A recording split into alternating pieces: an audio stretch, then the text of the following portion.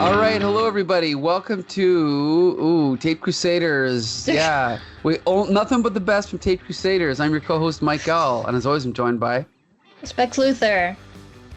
I'm here. Talking about the best of the best. Yes, and today's episode demonstrates the exact reason why you are the co-host of the show, because we are talking about Ben Affleck in Daredevil, right? Great. You're really saying none of your other friends wanted to watch this one and review it with you? I wonder why. I'm not going to say who, but I did ask two other people, and both of them kind of just conveniently were busy. I'm also busy. Can I? Yeah, oh yeah, are you? Well, I haven't seen it since it came out. Are you serious? Maybe I caught it on TV a couple times as a kid, but I haven't sat down and watched it all the way through since I watched it in the theaters when I was 10. Well, to be fair, there's no reason to watch it. So that's understandable. But I saw it opening night. I knew you would have. Yeah, and I didn't like it at all. I knew you didn't. Right? But my friend Phil actually did like it, and I kept saying the only reason you like it is because you haven't read the comics. If you read the comics, you wouldn't like it. And then, to me, the TV show was kind of like my revenge because the TV show's so good, right?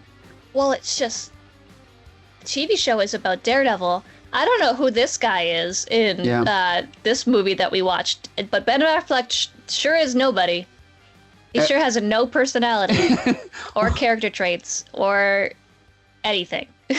I mean, I never liked Ben Affleck, but this is really his lowest point, I think. It's even worse than Batman. I think he's terrible. Because you hate that. It's true. I do hate his Batman, but this might be worse. He's so miscast, eh? Well, it's insane. I don't know if any, but there's 4 main characters in this movie. Jon Favreau's fine. He's good. Yeah, he's good. Yeah. What's his name? Kingpin. Michael Clark Duncan. Fine. He's okay. Yeah, he's fine. In the movie for 4 minutes, so I guess it's fine. Colin Farrell. Fantastic. Okay, back up. I think Colin Farrell, that might be the most obnoxious performance I've seen in this century, other than anything by Jared Leto. But the only reason I kept watching was because I was like, well, what stupid thing's he gonna do next? Otherwise, it would have been the most boring. It would have been almost as boring as the Captain America movie you maybe watched last time. Yeah, that's possible. Jennifer Garner, bless her soul. I know she's fantastic, but she has no personality in this at all. I agree. They were just like, what if we gave him a love interest? Oh, okay, what is she like? Girl? Pretty girl. And put her in a dress? Sad. Sometimes. That's, yeah. What a swing and a miss, this movie. Yeah, well. Oh, man. I remember not liking it as a kid because I remember having comic books as a kid, obviously, and reading them and liking Daredevil and liking his interactions with Spider-Man and stuff. And this movie came out after Spider-Man, so I was like, cool. And I remember being like, I didn't like that because I remember making my dad take me to see it, and I was like, yeah, I didn't like that one. I don't know what we just watched. But I didn't like it, and then now as an adult, I have words to describe why I didn't like it, and it's because it's crap. It is crap. And to be fair, I've only seen it 3 times. I saw it once. Oh. Yeah, on opening night. It's not like I ever know. No. And then I only watched it 415 times. No. But I watched it for the Syndicate actually because we went back and reviewed it. I'm not sure why we did, but we went and watched the director's cut because I think maybe when the Netflix show was coming out. Yeah, that could have been it. But the version I gave you is the director's cut because I believe the scenes with, is it Coolio? Oh, so I didn't watch the one you gave me. Oh, which one did you watch? Just DVD? The regular DVD one, yeah. So you didn't see those scenes? I'm so sorry. No, it's okay. I didn't realize it was the director's cut. I knew that there were some things that they cut out and it was Coolio. Sure, yeah, it's all Coolio. And who was he? I've seen it 3 times and I don't know how it ties in, but all you have to know is that Coolio is arrested for a crime. He goes on trial, and the whole time Matt thinks he's innocent, but no one believes him. And then at the end, he finally proves he's innocent, and that's it. And then Coolio and it's like a funny subplot, but I just watched it and I don't know how it ties in. Like maybe there's some weird connection to the Kingpin, but there's a very clear reason why they cut it out because it has nothing to do with the main plot. Were they just like, we have to put some sort of legal drama in this because it's Daredevil? And they're like, oh, he only represents innocent people. So obviously this guy would be innocent, and Matt only represents innocent people. And so it's in the movie. And then I was like, oh, so how does it tie into the greater story? It does not. Okay, yeah. No, what are you talking about? Okay. What was I going to say? Okay, how about this? I will briefly list the things I liked because they're so brief. Any of the scenes with Foggy Nelson were pretty good because he himself, Jon Favreau, is obviously very funny. And those were the few moments in the film where it felt like it was just like a regular movie. Like the camera was just filming actors talking and having fun, right? And joking around. It felt like a real conversation. I like the Karen Page for the 45 seconds she was in the film, right? Yeah, she sure is there. I mean, what a way to downplay her character versus the TV show, eh? In the TV show, she's so prominent. What a waste. Mm-hmm. Because they're like, well, we're not going to make her the love interest, so who needs her? Mm-hmm. Yeah. I don't know. Your movie? You could have two female characters. That's okay. They weren't even going to talk to each other. It would actually could have been a good love triangle, but whatever. What else did I like? Oh boy, is there anything? I kind of like the effect of like using the rain to help him see people. That was an okay idea. It wasn't bad. Yeah, no, it was kind of romantic. It was, I don't know if it was executed the best, but I didn't hate it. No, I didn't hate it as an idea. It was like interesting. It was creative. Right. And okay, I guess the one last thing I'll say is the way that he did the origin with his father and that stuff, that was okay. I didn't hate it. I mean, that kid's a better actor than Ben Affleck was, so. I think you're right. Yeah, I think you're right. His dad was also fine. Like that whole origin, and he's like, it's fine. Yeah. I don't hate it. And like, I mean, when he gets the chemicals in his eyes, it's a little dramatic, but sure, it's a superhero origin story. You can have a little bit of drama. And even like the whole idea of like him waking up to the pounding of the water or the drip in the IV. Yeah. That was like an okay idea. It was like, oh, again, melodramatic, but it was okay, right? Yeah. And you can have a little melodrama. It's right. Like, because the whole movie's a little bit, if it was like all stylized to have that level of like dramatic, I think it'd be okay. But then we immediately cut to like boring. Yeah. So yeah, there we go. That brings us to the rest of the movie. It was just so like, what year was this? 2003? Yeah. Just the action and the posing by especially Bullseye. and just like, I just don't like this kind of action movie. And Blade has a little bit of that. And I just rewatched Blade and I enjoyed Blade. But this has all of the posing of Blade, but not any of the fun. Like Blade's kind of fun, you know? Well, the difference is Wesley Snipes is a character with a personality, right? That it wants you to watch the movie. So, whereas Ben Affleck does not have that. I know, like, and I don't want to pick on Ben Affleck. I do. Oh, okay, good. Because I'm actually a big fan of Casey Affleck. I actually do like him, but Ben Affleck, I don't think he's a good actor at all. In fact, I think he's so bad that I just, the first time I saw him chasing Amy, I thought that, oh, did Kevin Smith get his high school buddy and just give him a job? Like, this guy he's not photogenic at all. He doesn't have any charisma. He doesn't understand how to act on camera. Like, in this movie, especially the fact that he's blind calls attention to how awkward his expressions are with his gaping mouth and his slack eyes, like his half closed eyes. I'm sorry, but no. And his goofy hairstyle, eh? So yeah, that was what my boyfriend Josh was saying. He was like, is it supposed to be because he's blind and he can't see so his hair's bad? Yeah. And I'm like, I don't know if what the choice was, but like in any of the rain scene, his hair doesn't move. So it's like a full product. So it's an active choice for his hair to look that stupid. And I'm like, does he always have like helmet hair? Yeah, you're right. Good point. it was noticeable and distracting. And I was like, did we all have bad hair in 2003? And I looked back and I was like, well, I did. But I was 9, so I'm sure it was for different reasons. Yeah, Ben Affleck yeah, has no excuse. I had a bowl cut. Did you? Yeah, I didn't brush my hair because I was a gross kid. So my grandmother just gave me a bowl cut, and I had a bowl cut for like 6 years. Nice. So even my hair was better than Ben Affleck's in 2003, I guess. Is what right. But yeah, you want to know my favorite part of the movie? Sure. Every time it went like this. You mean like just the camera tilted for no reason? Every time it was Dutch angled so far. Yeah. Yep. 100%. I was like, and sometimes the camera was like flipping, and I was like, is this a Dutch angle, or are they just reverse? What's happening? Where am I looking? Where do I? This guy watched, what's that one movie that is like entirely a Dutch angle? Battlefield Earth? Is that what it's called? Yeah, with John Travolta? Yeah. Mm-hmm. And like the dreadlock people. Yeah, I was like, why are we filming like this for so many scenes of just people walking and talking? Mm-hmm. So I was watching the movie with my head tilted. But no, my favorite part was actually Bullseye. I loved his jacket. Really? Okay. Well, this weird, kind of realistic, not really realistic world.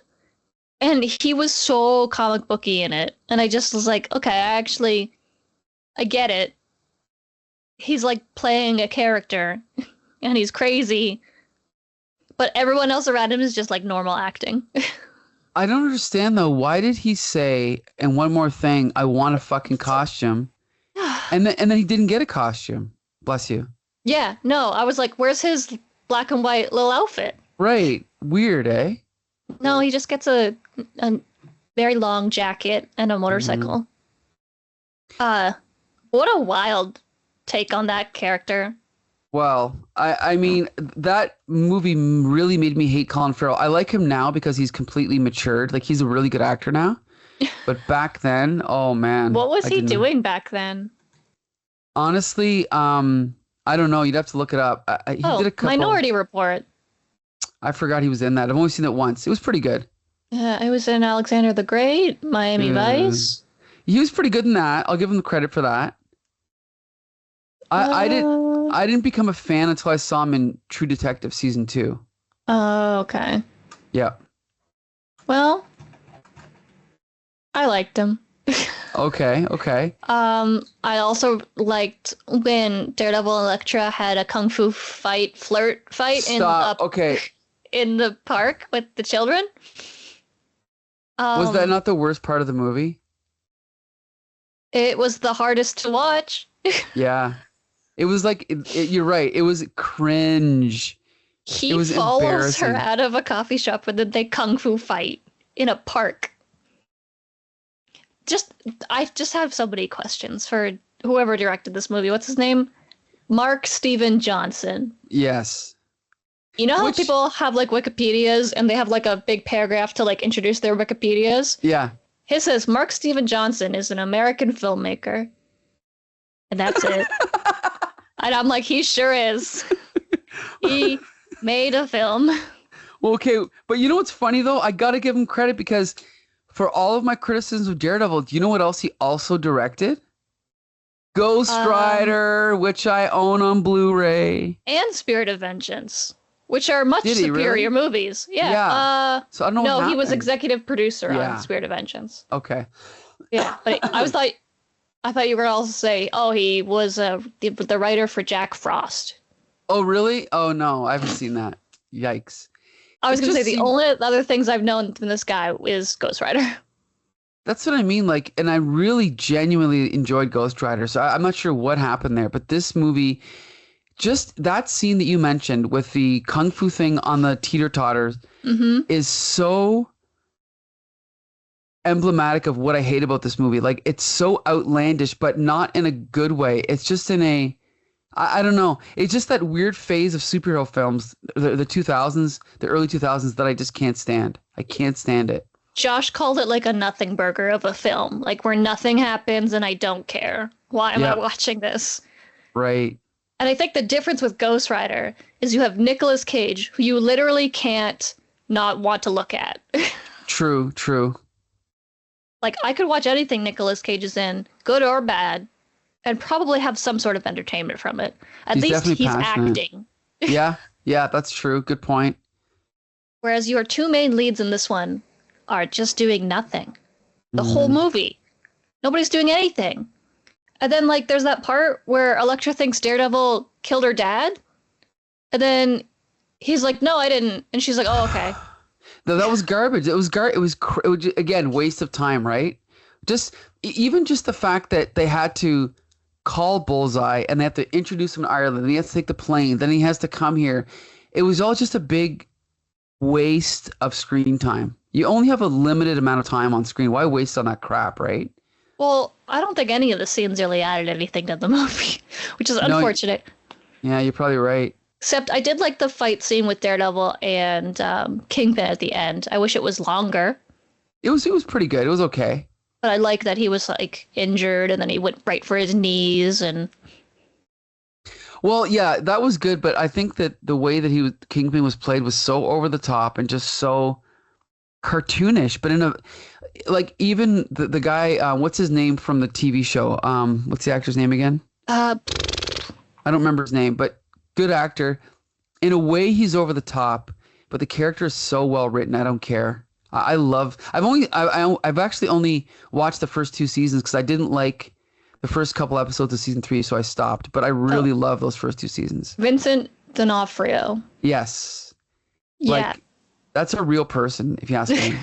Right? Like his voice is a little over the top, but I love that character. I think it's just like because Kingpin and Bullseye were so comic booky, like cartoony, and Elektra and Daredevil were just people with no personality. It's even more jarring. So it's like they didn't really know what the tone of the movie was going to be, and they were just like, here you go, guys.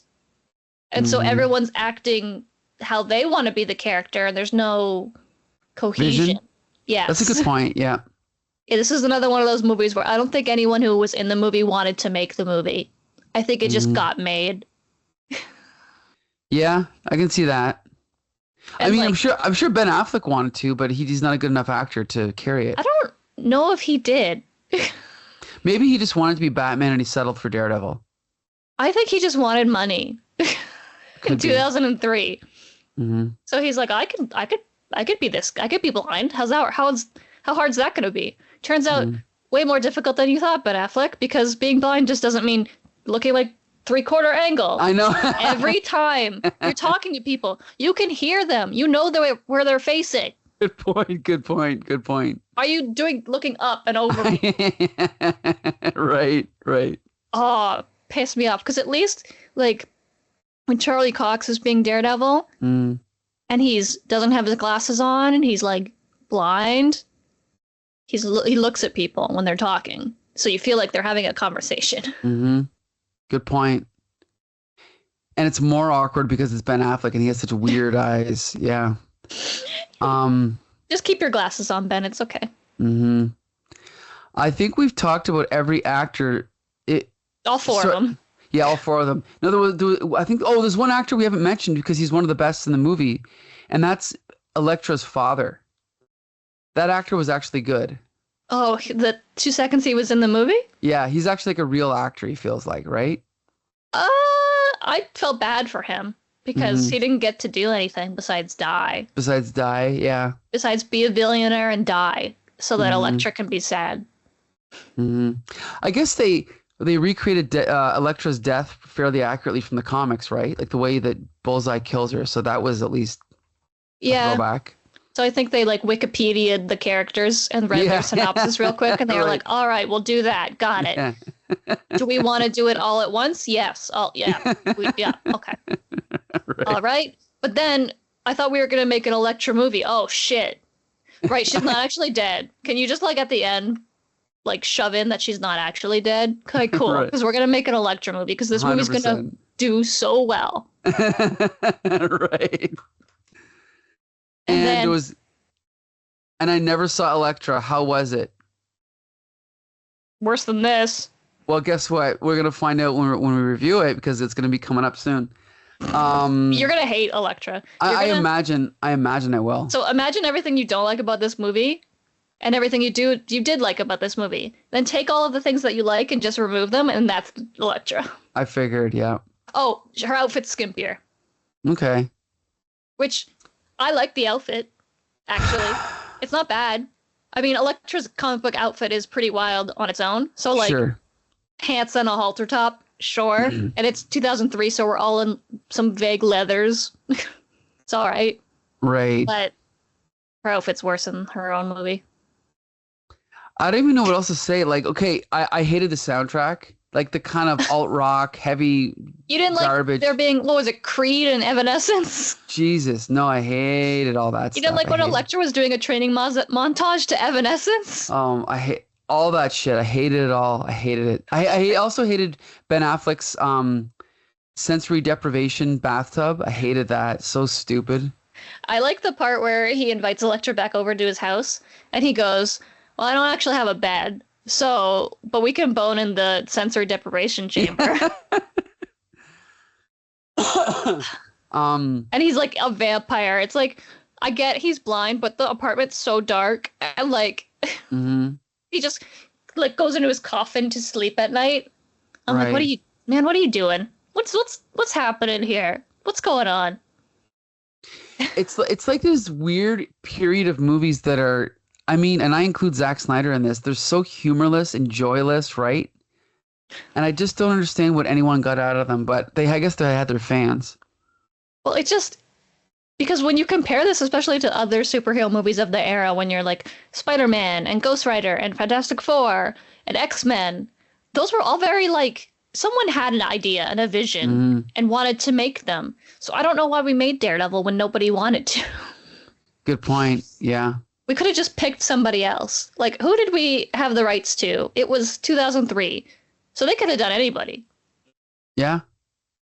I think the only character who they had the rights to that didn't get his own movie was Submariner. I think everyone else eventually got their own movie. God, you thought Daredevil was boring. Oh my God, they would have fucking that would have been the worst movie ever. I know.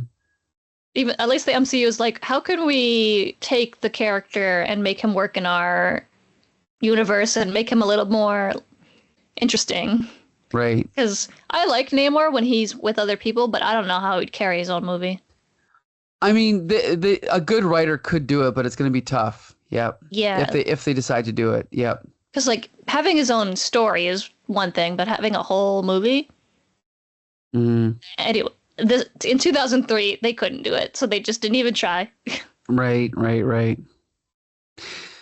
Okay, so I mean, we both hated it. Is there anything? Because oh my gosh, it's been 22 years since you've seen it. Yeah.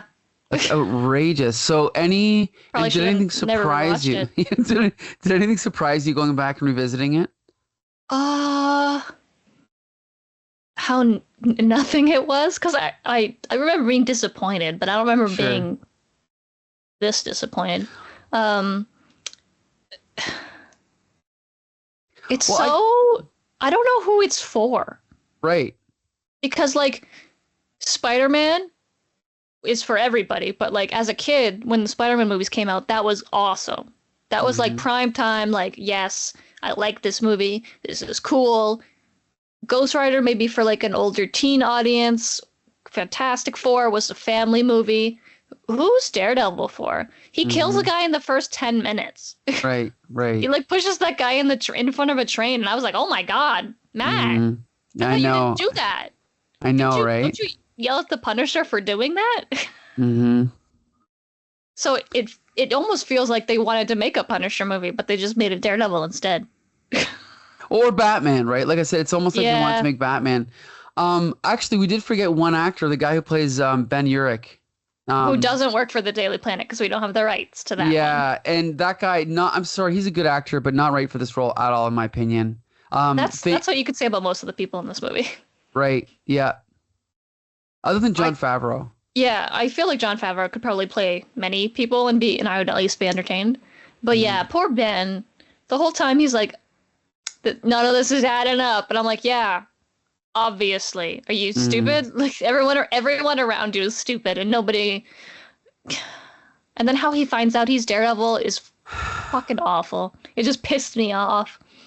Which you mean with with Elektra? When he goes to see the corpse in the Kevin Smith, and then Kevin Smith's there, and he's like, check out this look, it's Daredevil's baton, and he's like, I've seen that before. Yeah, but have you seen it turn into a blind guy stick with the exact symbols that the one blind guy has on him? Garbage. What about hold on, wait, what was it? I don't remember if this is the exact. Remember the part when it was this? When it was this? Can you see that? No. You see that? 8:14. And then the wow. Can you see the wow? Oh, it said mom. No, yeah. You remember when she? Maybe it wasn't in your cut. Did you see the part? So. Okay, it wasn't. So what happened was Karen Page Foggy Nelson. He's sitting at his desk because it's the Coolio subplot. Okay, this is why. So he's investigating the Coolio subplot, and then Karen Page walks in, and she goes, "What's this?" And it's a note, and it says 8-6 mom. And Foggy goes, "Oh, that's the only thing Matt has contributed to this case is writing down 8-6 mom." And she goes, "Well, are you sure you're reading it right?" And she flips it over, and it's 6-8. Wow. And he's like, oh, you cracked the case. And then he goes through all of his business cards and he finds one and he realizes that WOW stands for like something, something, something. And that cracks the case because that actually was a clue to Coolio's innocence. But and Matt actually did find something and just leave it in a note. And then didn't tell anybody. And then didn't tell anybody. And then to be like, hey, man, I figured that. Yeah, exactly, right? Exactly. So clever. God, I can't imagine this being poor Daredevil. No wonder I didn't have any friends when I said I liked Daredevil as a kid. Because people's experience was only with this movie. Mm-hmm. And they were like, how could you like Daredevil? It's boring. He does nothing. And he's Catholic. Well, and that's what's frustrating is like I remember my friend John at one point saying like, man, I don't know about all these superhero movies, man. I don't think they're very good. And I was like, yeah, you're kind of right. Especially after seeing something like this. Like, I can't defend this, right? Well, it was bad then and it's bad now. Mm-hmm. And we've thankfully gotten better Daredevil adaptations since. Yep. But unfortunately, what did we have before this? Was it just Spider-Man and X-Men? Spider-Man and X-Men. Wait a minute, what did we review on this podcast? Was this this is the only new one we've done so far, isn't it? Or no? We watched Smallville. Oh, Smallville. That was Smallville. a TV show. TV show, yeah. So and maybe there had been good Superman before, so. So wait a minute. Daredevil was the first one after Spider-Man and X-Men? That's shocking. Yeah, because... Maybe because the budget was low. When did Punisher come out? After this, definitely. Yeah. Wow. I'm on the Wikipedia article for superhero film, so. Okay. Just a big picture of Wesley Snipes. Oh yeah, Blade. Blade. Okay, Blade. I was like, we're forgetting something that was good. Yeah. Because like there was a reason I was defending these at one point. There must have been. And it couldn't have just been Spider-Man. And it is surprising that it's this though, right? Yeah. It really is. Mm. Oh, Blade. You guys already watched Blade, I'm guessing? Unfortunately, yes, we did. We watched it in Meteor. And we were all shocked how good it was. Like, I remember liking it, but not as much as I did this time. Blade 1 and 2 are both good. Blade 3's meh. But it's not as bad as this. No, you're right. You're right. This is just so boring. I never want to watch it again. I actually forgot about it, so I had to watch it on my lunch break in like a restaurant. Like the waitress was bringing me my food, and I was watching it on my laptop with my earphones in. Yeah. Like I gotta review this movie. Yeah. I don't remember what happened. Turns out nothing. Yeah. So you probably could have just came in with your memories of it from the last time you reviewed it. Probably. Yep. It's just what's disappointing the most is there's parts of this movie that I feel like somebody gave a shit, and they just weren't. There's a couple scenes where like the camera work is cool. Like there's like reflections in like water of like certain scenes. Like there's like a puddle and like it's doing a shot of Daredevil jumping on buildings, and I was like, that's pretty cool. Yeah. I'm pretty sure Kid B really liked that. There's some fight scenes that are okay. Well, and like I said, the costumes are good. Yeah, they're okay. Yeah, you're like technically you're right. Daredevil's costume is not bad. No, I like it. It's very of the era. But it's like it's a good translation, I think, from comic book to live action. Like it would be a full kind of leather, skin tight kind of thing, like padded suit style. I mean, Elektra's is just a crop top, but it's 2003, so sure. There's at least a girl in the movie. Yeah, you can only ask for so much. I like his like cowl. I like how he has different cowls. That's cool. I like when he like has to take it off and it's like kind of like strapped in on the back of his neck. Like there's like they thought about it a little bit. Sure. Somebody thought about it, and that's I think makes me even more angry is because somebody put some effort into this movie, and then somebody else decided, nah, fuck it. Yeah, it's fine. Just shoot the movie and put some CGI buildings in it, and let's go. You're totally right. You're absolutely right. Yeah. There was, yeah, and that's the thing is like the frustrating thing is like, especially when they're on set with someone like Jon Favreau, it shows that a good actor can probably ad-lib some good lines and, you know, so have a little bit of humanity in there. But the rest of the movie is shot like a music video, and it just feels so artificial and like slick and I don't know, not my style. I don't know if it was anybody's style because I was a rock goth kid and I didn't like this, so. Well, you know what? Phil did like it. Actually, I asked Phil is the third person I asked to be on this, and I asked him like 3 weeks ago. I'm like, hey, you want to review Daredevil with us? Oh, I'm not available that night. Sorry.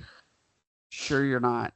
Does he still like Daredevil? 2003? I don't know. I you should ask him. Yeah, I'll ask him. Okay. Because like I don't know. I didn't know anybody who liked it then, and I'm sure I watched the Syndicate episode where you guys reviewed it, but I could have told you that you wouldn't like this movie after you're right. seeing it myself. Like that was one of the first things I said after. I was like, oh, Mike fucking hated this, didn't he? Yeah, sure did. I was disappointed as a kid. I couldn't imagine you as like a hardcore comic fan being so excited. Oh my God, Daredevil, like a character that not a lot of people know. I love him. He's so cool. And then you see this movie.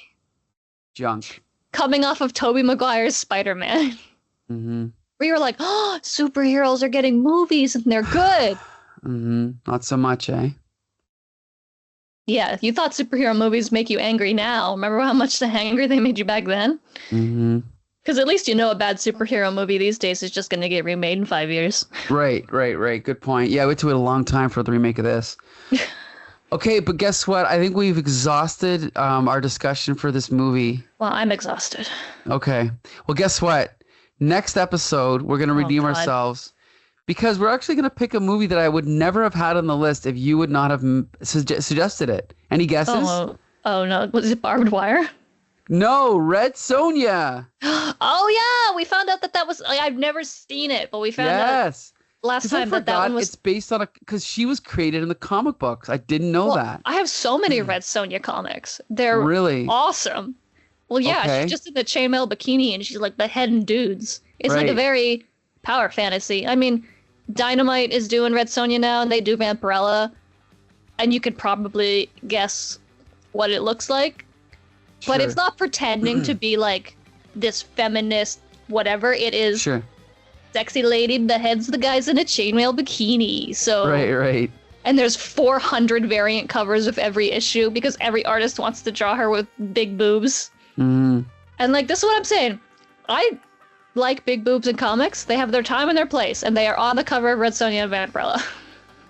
So I am excited for this movie because it's probably going to hurt me. Well, if I have seen this movie, it's been 40 years. Like, I have not seen it since it came out, so this is going to be interesting. This one's going to be a fun one for you to try to find.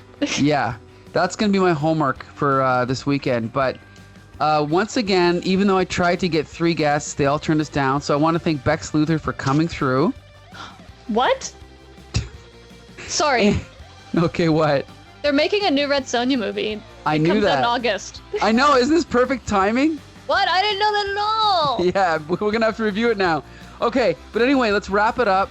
You can find all of our episodes at comicbooksyndicate.com or on YouTube. Join us every 2 weeks on Taped Crusaders, and we're rotating episodes with reviews at Meteor for good movies and reviews with Becca for bad movies. And I'm gonna keep bringing that up. other movies other. with me. Yep. Okay, so that's it. Thank you again, Bex Luthor, and until the next time, see you later. Bye.